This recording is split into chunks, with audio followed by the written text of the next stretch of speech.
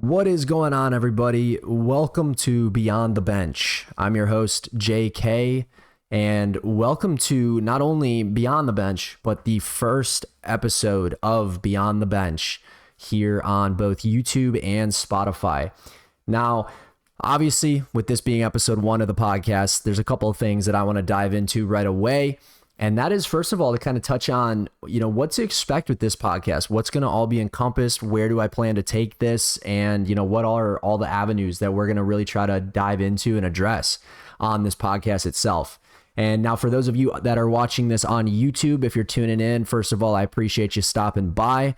Now, you're obviously going to be looking right at the playoff bracket. So if you hadn't guessed, NFL is absolutely one of the big sports that we're going to be touching on during these podcast episodes, especially in the time of season we're in. We're approaching the playoffs time of year, which is a super fun time of the year to be at.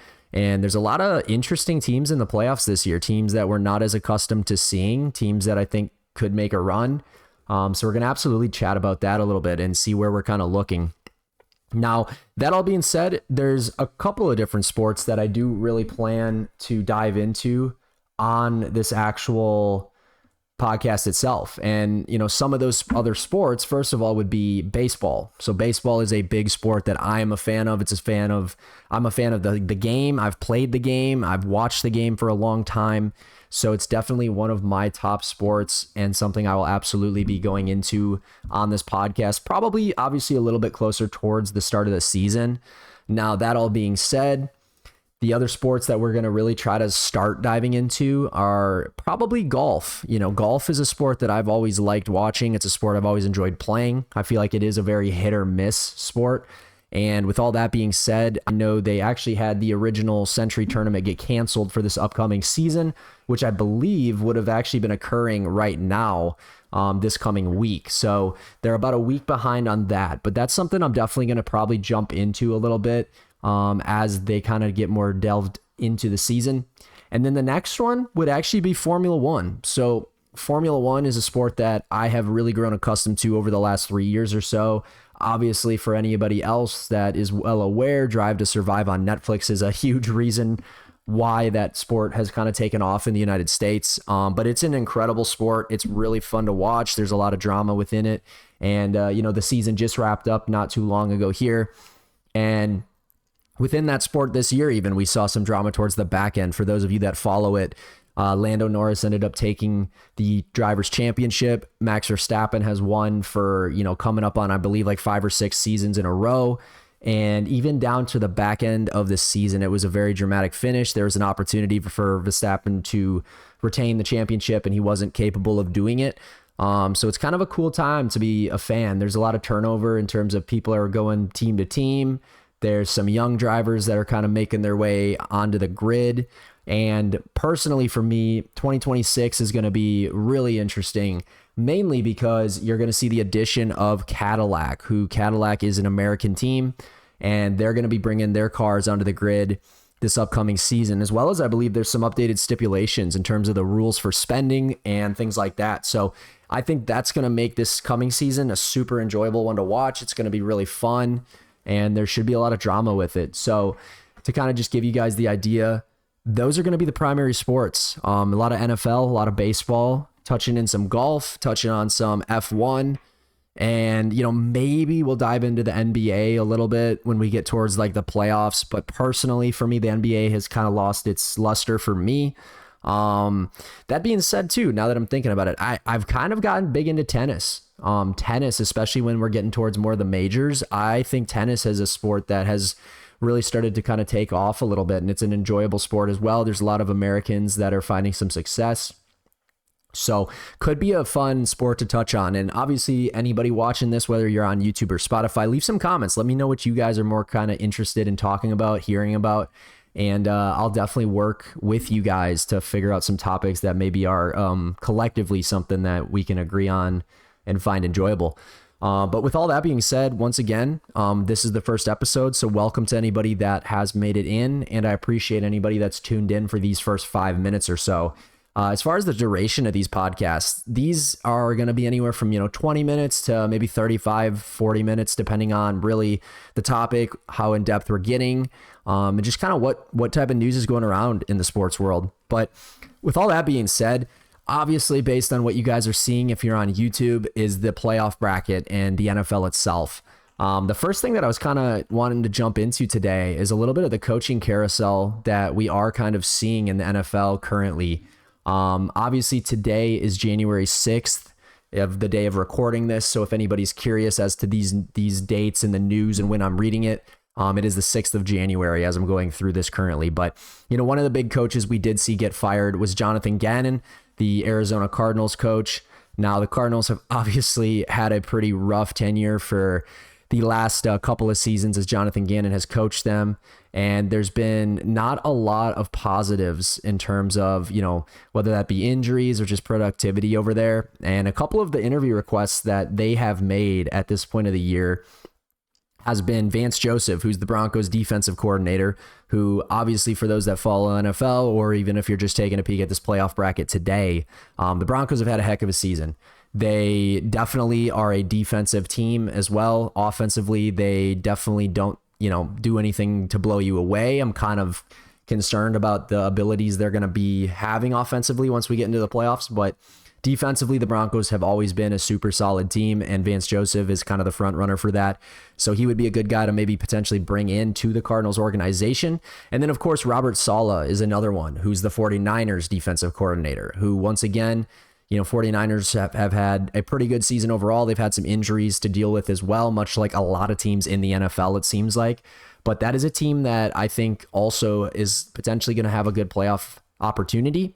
And Robert Saleh at defensive coordinator, he had a little tenure at the New York Jets, did not go very well. But let's be honest, the Jets are just a poverty franchise at this point. So sorry if anybody's a Jets fan. It's just kind of the way it is, man. It really is. The next team would be the Atlanta Falcons. So they actually got rid of Raheem Morris. He's been there for 2 years, and they were 8-9 this season. It's the second season in a row that they finished at 8-9. So they just really haven't been able to make things click. Obviously, with Michael Penix getting injured, Kirk Cousins, who, for all of you guys that are going to be asking me, I'm sure, who is your favorite NFL team? I'm going to break the ice for you guys right now. I'm a Minnesota Vikings football fan. Unfortunately, you don't see their logo in this playoff bracket because they did not have the best year. They had a lot of injuries, a lot of ups and downs, a lot of hiccups to work through. They had a great finish. I mean, I think they won 5 games straight to end their season. But just JJ McCarthy, man, he's an up and down player for us right now. Hasn't been able to get in the games consistently. And now that he has, we've won 5 games. So I got positive thoughts, at least currently going into next year. Maybe we can make something happen, but they aren't in this. We're not talking about them, unfortunately. But the main reason I brought them up is because Kirk Cousins has been running the show over there in Atlanta for the last few weeks. And, they've had some ups and downs over the last ending of the season. Kyle Pitts has actually had a couple of the biggest games of his career to end the season, but they just haven't been able to get it done over the last 2 years. Now, for them, a couple interview requests that have came across is Clint Kubiak, who's the Seahawks offensive coordinator, which obviously, ironically, Minnesota Vikings, once again, Sam Darnold, we didn't sign him back. He goes over to Seattle and he has an awesome season again. They have a great record once again. Sam Darnold's had back-to-back, by far the best seasons of his career. And, Clint Kubiak at the offensive coordinator position has definitely helped him with that. And then Anthony Weaver, who's the Dolphins defensive coordinator, has been another candidate they were interested in interviewing. The Dolphins have obviously been on the struggle bus this year as well, just really not being able to click at all. So who knows, maybe a change of pace will get them... Get Anthony Weaver over to Atlanta. Maybe he can make some magic happen. But the next one, which in my opinion is the biggest, would be the Browns getting rid of Kevin Stefanski. Kevin Stefanski, in my opinion, is a good coach. I think he's done a lot of good things over there in Cleveland on a team that's honestly just really been in a bad place for a lot of years. And there's really just, it seems like they've got the curse going on over there, kind of like the Jets. They just can't get the job done. He had 2 Coaches of the Year awards over there in Cleveland, so he's a heck of a coach. And there's really just some reason he's not able to get them to make it to a successful season, unfortunately. All right, sorry for that brief intermission. So we're back talking slightly a little bit about the Cleveland Browns and Kevin Stefanski. His departure is kind of a surprising one for me. But at the same time, it's been 6 seasons, and, I kind of understand that maybe they're just like, we're going to try to turn this thing over and see what we can do with it. But at the same time, he's a good coach, and I think there's a lot of teams out there that are going to benefit from him being on the market. The next big team would be the Las Vegas Raiders. And Pete Carroll is the big dog over there. And once again, with Pete Carroll, not having the best season. That team has been a real tough one, to be honest, to watch. And unfortunately, I had Ashton Genty in fantasy, and he just wasn't able to really have the best season out there. Partially because their offensive line sucks. Their skill position players, for the most part, suck. Take away Brock Bowers. And I think Max Crosby's going to be gone as well. So there's just a lot going on over there for the Raiders, and I'm not really sure how they're going to navigate through those situations. But as far as they go, there is a couple of different coaches that are kind of looking into getting interviewed over there in Las Vegas, and I'm currently trying to roll through those coaches here. I'm having a little bit of an issue on the site that I've been using for these topics today. But as far as that goes, it's a tough one over there because you have that young talent with Brock Bowers and Ashton Genty, but there's really no quarterback. There's also just a lack of, skill positions surrounding those two guys. And once again, for the Raiders, Vance Joseph is kind of the big one that comes to mind in terms of a mentionable name. So maybe bringing in a new fresh coach, one that's had a great tenure over there in Denver, is going to be something that'll really benefit the team. Now, the New York Giants is a big one here, getting rid of Brian Dable. Having the young talent they have with Cam Scatterbo and Jackson Dart, and then you also have Malik Neighbors, who unfortunately, all three of those guys banged up this season on and off. But maybe them getting Kevin Stefanski would be huge. Having that coach that, has had some good seasons and is a good offensive coach, I think it would be good to bring him in and work with those young guys and really see what they can do. Vance Joseph, once again, is another one that's, been requested to have an interview. So Vance Joseph is a big name that's going to have a lot of opportunities to fill in on some of these openings. And then, of course, you have Tennessee Titans. So the Tennessee Titans, they fired Callahan quite a while ago.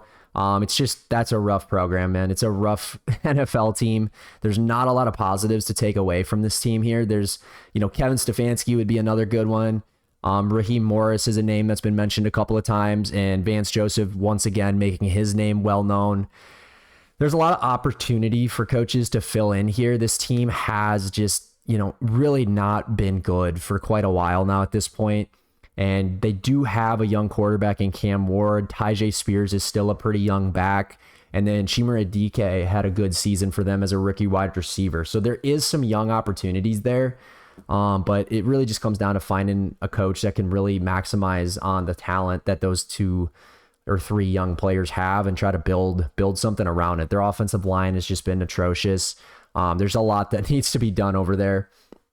And obviously, the biggest one here would be the Baltimore Ravens. They removed John Harbaugh as the head coach, which is a pretty interesting one. He's been there for a long time. He's literally been there for 18 seasons. So it's a long tenure. He's the only guy that's been there that long besides Mike Tomlin. And he obviously was 8-9 on the season. And primarily that was because they had a horrible start. I mean, they had one of the worst starts of any team this season. And they came back to almost make it a salvageable year. They just couldn't quite do it. But, I mean, shoot, man, you got Lamar Jackson, 2-time MVP. You got Derrick Henry, who's an absolute beast. It's a good football team, and they just haven't really done it. So kind of surprised by the move, but at the same time, he's been there a long time. He won them a Super Bowl, but at some point, you kind of got to test the waters and see what can kind of come about from that. So, wrapping up that topic there, the next thing I did want to jump into is a little bit about the NFL draft. So the draft is obviously not overly close, but at the same time, there's a couple of teams that have really cemented their footing in the draft. And, as we just kind of discussed briefly about the Las Vegas Raiders, they have the number 1 overall pick. And based off of, the season in college and everything, I think Fernando Mendoza is definitely the guy they're going to go for. I think Mendoza is an absolute stud. He's proven it against a ton of big time competition on multiple ends. Indiana's had a heck of a season just in their own right, but it would be pretty darn cool to see them get Fernando Mendoza and potentially see them getting themselves a decent quarterback to hopefully turn that thing around for them. Number 2, you got the New York Jets. Obviously, New York Jets, not a good team for a couple of years now. Quarterback has always been their fail-safe, like every season, it seems, other than when they had Rodgers. But even with Rodgers, it was not the Aaron Rodgers from Green Bay or even the Aaron Rodgers that, he's kind of been this year in certain situations. And Dante Moore is the guy that I think would be, a good opportunity quarterback over there in New York. Not really sure if he's going to be the guy for them over the duration of the time. I don't personally watch overly too much college football, but I am just going off of kind of what the draft experts are saying and what they're thinking. And, Dante Moore, young quarterback, he took a pretty good team decently far as well. And I think that could be an opportunity for them to bounce back and have themselves, some success. Now, a couple other players I did want to mention here. At number 5, once again, you have the New York Giants, who already, they're a young team. They have a lot they can build around there. Caleb Downs, the safety from Ohio State, is kind of where they're projected as a draft pick. And I think that would be awesome to bring in another defensive player, another D-back defensive player for them, and really start to build not only on the offensive side of things, but the defensive side of things. And if you get a good coach in there, somebody maybe like Kevin Stefanski, I think that could be an opportunity for a young team to really start to flow and get some Cleveland Browns. Now, Carnell Tate from the Ohio State team, once again, wide receiver, is where we're kind of looking at there. And I think that once again, bringing in a couple more offensive weapons over there into the Browns would be massive. You've got a kind of an interesting quarterback situation going on in Cleveland, especially bringing in a new head coach that could kind of turn around a little into a different scenario. So it might be kind of interesting to see what is all said and what is all done from all of that. Now at number 8, we have the New Orleans Saints, and they're expected, based on this, to take Jeremiah Love, running back from Notre Dame.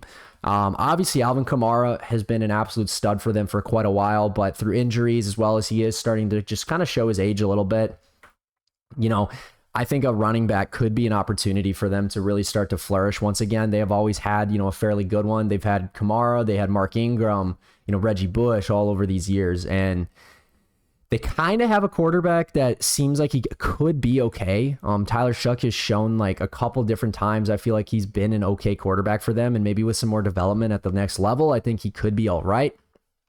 Now, I'm kind of just cruising through this a little bit. I'm trying to see where the Minnesota Vikings fall this season in the draft and if there's anything that could benefit for us.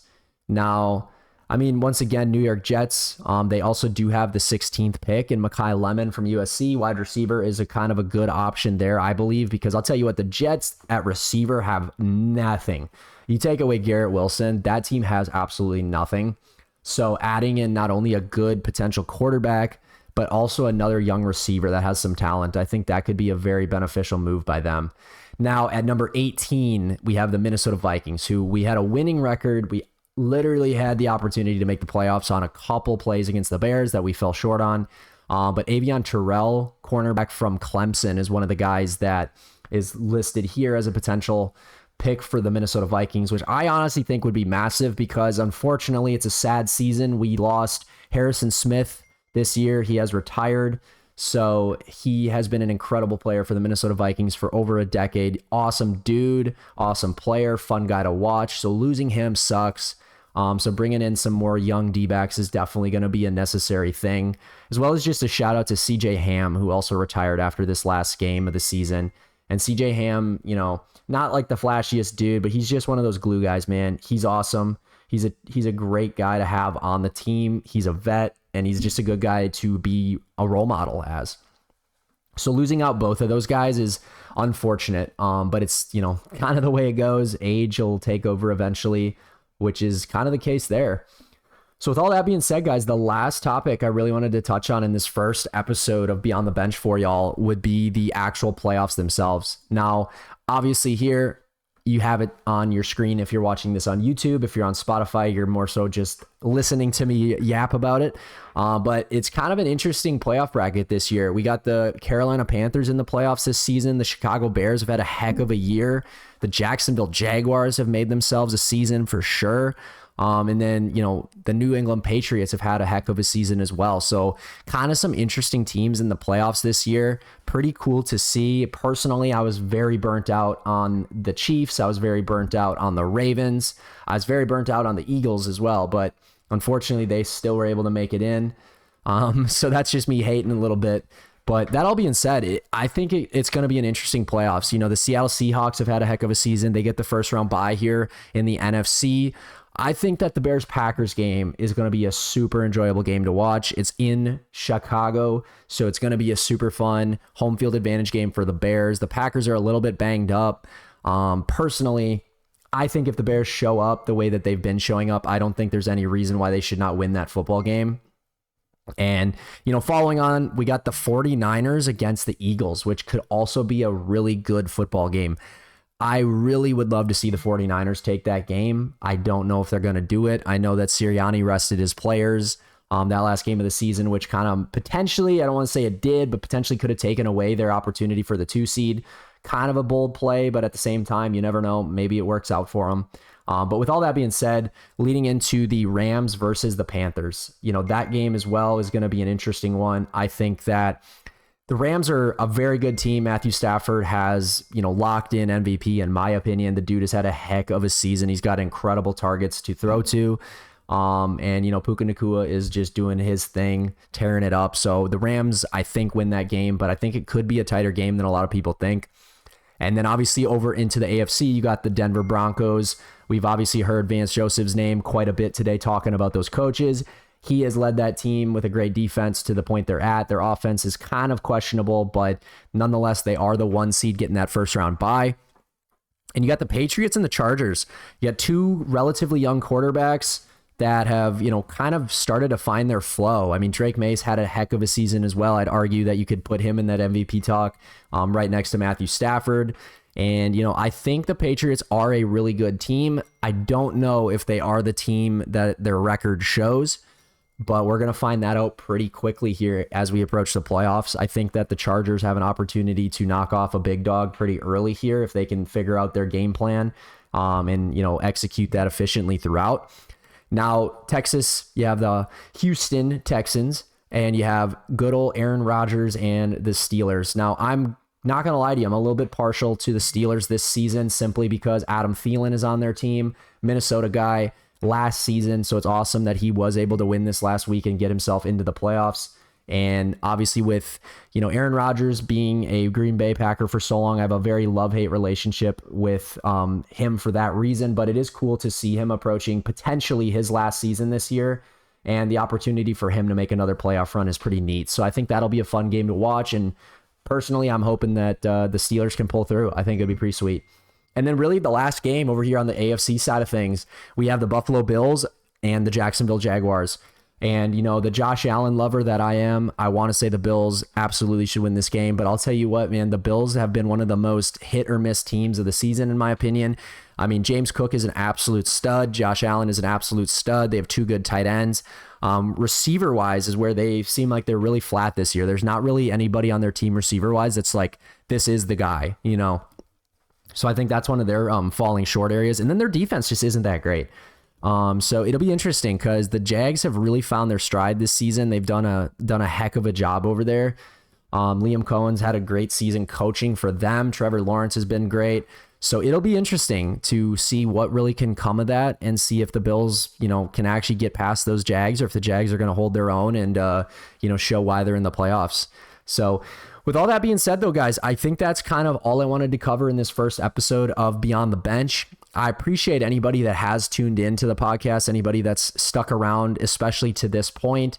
Maybe there's a topic that hit a little bit more for you than another, and you only wanted to stop by for that one. Whatever the case may be, if you did stop by at all, I just wanted to say I appreciate your time. I appreciate you stopping by and hanging out. My goal is to do these at probably a once a week to maybe twice a week basis to start this off, especially with the playoffs. We're going to try to do a recap of the NFL playoffs every week, and then depending on The more we get into baseball and the more we get into golf and things along that lines, we might start doing it to, once a week for football, once a week for one of these other secondary sports. But all that being said, guys, I appreciate your time once again, nonetheless. And if you enjoyed, feel free to drop a follow or a subscribe, like the podcast on Spotify or on YouTube, and drop some fun stuff in the comments, man. Let's talk a little bit. If there's any topics you guys want to see, feel free to drop them down there and I will absolutely reply to you guys. So thanks again for tuning in. This is JK and Beyond the Bench signing off for the week. See you guys later.